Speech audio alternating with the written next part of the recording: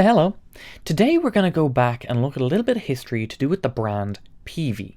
Before we get into things, if you hear any wind noise in the background, my apologies, I am recording this in the middle of a storm.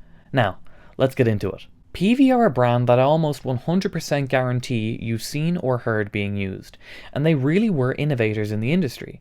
Just one example that comes to mind is the use of CNC machines in guitar manufacturing. Nowadays, almost every guitar has some form of CNC in the manufacturing process, but before Peavey, no one did that. It was all by hand. And there was a time when you could see Peavey amplifiers on big stages played by very big names. Like, you had Eddie Van Halen not only playing Peavey guitars, but Peavey amps as well. And his, at the time, signature 5150 amps changed the sound of metal forever. But Peavey took a bit of a tumble. They just aren't as recognised as they used to be in the industry. And while they still do have recognisable artists, it does say something when their only signature artist is using the signature amplifier as a power amp for an Axe effects for stage volume only. We're not using this nearly in the capacity you expect, but we are using it in a capacity that I designed it for. Yeah. Which is a power amp for the Axe effects suite. We use this literally for stage sound. Because we're going direct out of the Axe effects. But when I think of Peavey's fall from grace, I think of one PR train wreck in particular. Undercover Boss is a reality TV show where we follow a high-up company executive, in often not very convincing disguises, onto the front lines to work with their employees. It's reality TV, so it's often dramatised, and there's no way you're going to hear a sad story without some soft piano in the background. But it's almost always uplifting, because at the end of the show, the boss gives the employees money, gifts, raises, and everyone goes away happy. I am going to give you your own store.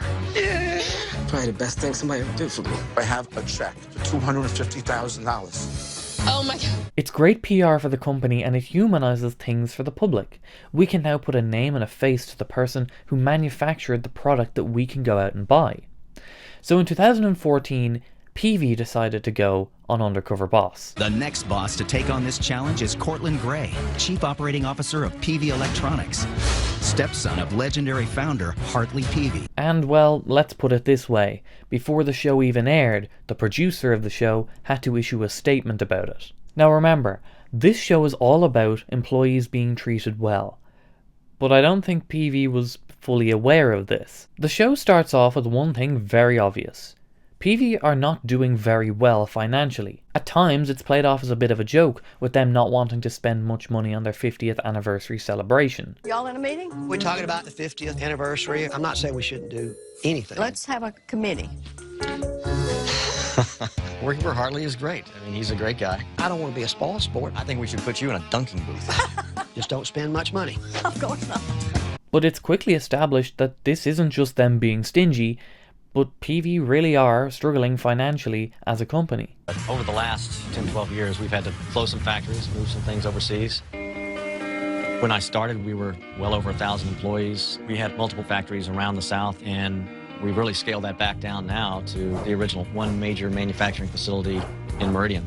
Sadly, I don't think the U.S. population really cares if it's made in America anymore. People end up buying with their pocketbooks, and if the price isn't competitive, your product will get overlooked. Now that's unfortunate. But I don't think we can hold it against Peavey. Outsourcing overseas is something a lot of companies do, and I doubt Peavey wanted to have to close factories. But if you're closing factories left and right, that obviously means there's layoffs.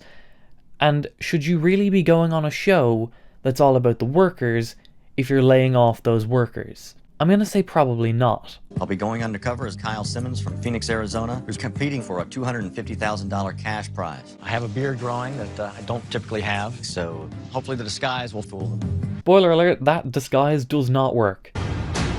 And by the way, I am going to have to flip the image on a few of these clips just to avoid bots claiming this video. I'm at Peavey Hollywood Showroom, and I'm going to be working with one of our sales and tech support guys. Now this part of the show isn't massively eventful.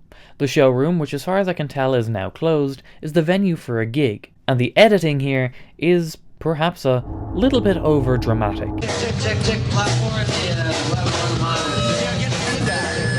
Seeing it tumble out of control downhill, I'm embarrassed. You know, is this the first damn time we've had a concert there? Your average sound check does get very tense when they add suspenseful background music. I'm thinking, why can't our guys get the sound right? Couldn't hear the singer. They knew it. I knew it. I think the audience knew it. I'm pretty pissed off right now. It does seem like the mix is off, but when the sound guy is approached about this, he makes quite possibly the worst mistake he could, and it's quite funny. Why is he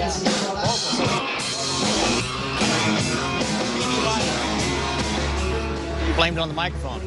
Quite possibly the worst thing he could have said to the worst person he could have said it to. But anyway, we get to see the Peavey factory next, and this time, Hartley Peavey is involved.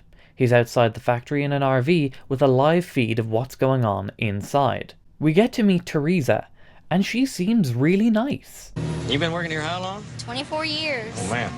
I started out actually on the hand assembly line, then I moved up to being a technician and went back to college and got my associates in electronics, along with raising 5 kids at the same time. 5? Ask her, has she ever met Hartley? And this is where things start to go downhill a little bit. So does Mr. Peavey come around? No, not really. Basically, when they cut us back to 4 days a week, they said it was going to last for the month of March. Well, it turned out to be the month of April, too. So there's just so many cutbacks everywhere. When I started going to school, they helped pay for it. Yeah. But then, you know, that's one of the cutbacks we had to do, so I'm still paying on student loans. So there's quite a few complaints, and it's pretty obvious again that Peavey aren't doing too well if they've had to have that many cutbacks. And it continues. I actually haven't had a raise in 8 years. I was discouraged that she really didn't understand the big picture. I'm really scratching my head as to why Peavey thought it was a good idea to publicise any of this. Yes, cutbacks are normal, but to the general public, you're still the bad guy. And then we get some foreshadowing. You really don't know from day to day. I mean, I could come in tomorrow and they could have the door shut. So Really? everything is working its way to China. We've lost so many products, and that cut down a lot of jobs here. And now we're down to just the handful of people you see in here. And they just cut back here and cut back there. This is my husband. Hey, Kyle Simmons. Nice to meet you. He does basically the same thing I do. Families like this, they're relying on Peavey. So, lots of problems, and unfortunately not a lot of solutions. But communicating with the employees about those difficulties would probably help. You know, it's just some improvements in communication I think we can certainly make. I would certainly agree with that. You know, I assume sometimes that the supervisors and plant manager communicates with them. I don't know that we're letting the supervisors and managers know a lot. Yeah. I actually feel sorry for Peavey here. It must be difficult, and not everything is their fault. That's not to say that some of the things that we see later on in the episode aren't 100% their fault. We get to meet Michael. He's in cabinet assembly, and Peavey changed his life for the better. When I started here, I was homeless and had nothing. Homeless? Homeless on the street. That was 6 years ago. I didn't have a dream when I came here. My dream now is to raise my family. I want to do better for them than I was done. Yeah. This guy's salt of the earth. He's a keeper. And just like with Teresa, there's no way that you can dislike the guy. So when things go bad for him, people will get angry. But anyway, Michael sees through the disguise, and he has a one-on-one chat with Cortland about what he's going through and how he's leaving Peavey. 3 months after I started, I met my wife. Roxanne works in the speaker department. We got 2 beautiful kids now. Man, they're my world. Everybody in there's talking that we're going to be shut down in a year and all this other stuff. And it keeps me up at night, you know. I understand. It wasn't until these last couple of months I'm not working Fridays. Because, you know, Roxanne wasn't working Fridays either. For 2 months, 30% of our income was gone. Yeah. So it got really tough. It's still tough. Yeah. Yeah. Well, my mom's living with me now, too. So what's going on with that? She's got dementia. Wow. That's why it's important for me. Yeah. I know you guys had to do what you had to do. Yeah. It's a fact. I don't know if you heard this or not, but I put my 2 weeks in this morning. Come on. Damn it. Because I got a better job offer. I mean, I just want enough to survive. Sure. It's tough to hear. You can't not feel for him. But in true undercover boss fashion, the boss gives gifts, money, raises, and everyone feels better. It's an uplifting ending to the show. Hello, Teresa. How are you? Scared. Scared. I'm just glad you're not going to fire me when we get back. Why would you think that? I mean, I've been there for 24 years, and I kind of know The last couple of months, it's been the worst. You know, I think we've probably done a poor job of communicating. Yes. We have to, communicate better, so. Teresa gets $5,000 to pay off her college loans, $10,000 to continue her education, an extra week of vacation for her and her husband, and $10,000 paid expenses on a trip in an RV with her husband. She also gets $10,000 to put into a college fund for her kids. I think I'm dreaming. Why? Things like that don't happen to me. I just feel like I want to sit down and cry. We also get to see how Michael is taken care of. I take pride in what I do. Well, Hartley was watching as well. He thought you did a great job. Awesome. So I was disappointed to learn that you had given your 2 weeks notice when we were working together. Yeah. You're the kind of guy I really want to keep at Peavey. Can we work together to try to find the right number to keep you? Oh, yeah, I don't want to leave. That does my heart good to hear. Michael was having some money problems too, so Cortland offered to give him $10,000 to pay off his student loans, $5,000 for a kid's college fund, and $15,000 to help with childcare and to help with his mother. That's kind of life-changing right now. I mean, it really is. It is going to change my life.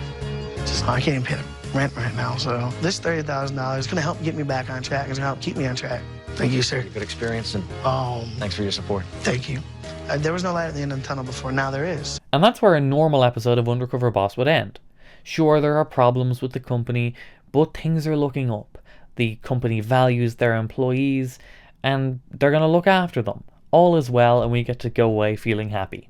Not in this episode, though. We get a 4 months later end screen. Today's top story. Meridian-based Peavey Electronics is reorganizing in a move that will result in layoffs. Since the show ended, we've had a hard look at Plant 3 and decided that to be competitive in the marketplace, it just doesn't make sense to continue on with the majority of our products being made in the U.S. And this is the part that everyone has a problem with. It was evident from the very start of this episode that Peavey were having a problem. They were downsizing everywhere, there were layoffs, there were factories closing. And that unfortunately happens. But why go on Undercover Boss when you know that you're going to be doing this? That factory already only had a handful of people working in it, and it's hard not to think that Peavey were considering closing. Since I met with Cortland that day and he told me his true identity, things have changed. We got a 60-day notice telling us that they were going to close the doors. Cortland or Hartley or nobody was there to even tell us. It was just the HR man and our plant manager, so I feel like I was done wrong. My husband still has a job, but we don't know how much longer that'll last. It's going to be a lot of change. But I mean, I feel like this change might be good for me because I feel like I deserve better. Yes, you do deserve better, Teresa. You do. We get to hear from Michael, too. When I got my notice, it was initially a layoff letter, and I had a job lined up. I'm making considerably more money. I lost my opportunity at the other job when I decided to stay with Peavey, and I'm pretty pissed off. And then 3 days before my last day, Peavey offered me a job on a skeleton crew, so I took it because I needed it real bad. But I want a career. I don't want a job. This is a job. So yeah, I'm a little bitter. He got absolutely screwed over. I'd like to think that when they offered him a higher paying job, it wasn't because it was on TV, but it was because they really actually wanted him to stay. But it's very hard to think that when they lay him off 4 months later. Yes, he gets to keep a job, but it's not the same as the job that he turned down to stay working at Peavey. They are responsible for him missing out on his higher paying job offer. And after hearing his story too. This episode angered a lot of people who watched it at the time. And the episode ends by saying that Peavey are still fulfilling the promises that it made to the employees. And that was 4 months after the episode ended. So Peavey released a statement on Facebook about this, and it goes like this. "We are deeply committed to our customers and dedicated to providing exceptional products in every line of business we operate, from instruments to audio equipment. As a family-owned and operated business, our employees are part of our family. We made the difficult decision to close part of our Plant 3 manufacturing facility, thus impacting the lives of some long-standing valued employees. Unfortunately, there was no other choice we could make in order to stay competitive in the global marketplace. We retained as many of our employees as we could, and we continue custom and high-end product production in our Meridian factory. Of the 2 Plant 3 workers featured on the episode, one still works at Plant 3, and the other's husband still works there as well. All of the prizes promised in the episode are being fulfilled. Peavey continues to make Meridian its headquarters, and we are proud to be part of the local community and economy. 483 likes, 1,600 comments. It didn't go down well. And that's the stupidity of going on Undercover Boss. Peavey were facing financial problems, they were downsizing, they were closing factories and laying off people. Why would you advertise that? It's really hard not to feel bad for the employees. Even if Peavey had to let them go, it still makes them the bad guy in the public's eyes. And then you add on Michael and his higher paying job, which they convinced him not to take, only to fire him and then rehire him 3 days before he was fully terminated. Just a mess. On closing, it seems that Peavey thought it was their prices which were causing them to lose market share. Well, they moved to China and their prices stayed low, but I'm not too sure that helped them. Which is unfortunate because, as I stated, they really were innovators. Was the Undercover Boss something that held them back? I'm uncertain of that, but what I am certain of is that it was an absolute train wreck. So that's the video. Like it if you like it, and I'll see you next time. Bye bye.